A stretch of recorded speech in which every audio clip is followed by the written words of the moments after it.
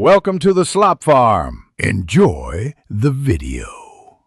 In this video, I will show how to use Elementor Loop Grid Easy method. Open Elementor and create a new loop item template, then add dynamic widgets for title, image, and excerpt. Save the template and return to the page where you want the grid. Insert the Loop Grid widget, choose your loop template, and adjust query and layout settings to match your site style and content needs. Create a friendly loop item design by focusing on readable typography and consistent spacing. Add the post title, post excerpt, and featured image widgets, then bind them to dynamic content. Set image size, crop, and alignment, and choose text hierarchy for scannability. Use padding and margin to balance elements, and apply hover states for interactivity. Check tablet and mobile breakpoints to keep the layout responsive and tidy for all viewers.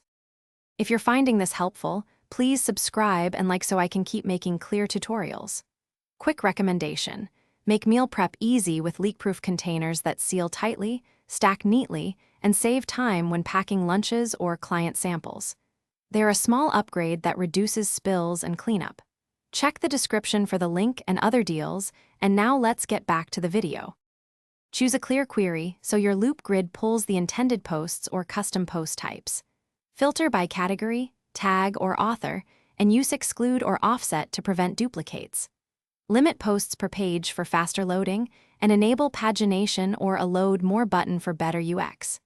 Tune order and post count to match the page purpose, whether it's a blog index, portfolio, or featured posts section. Thanks for watching. Consider subscribing if we helped you today.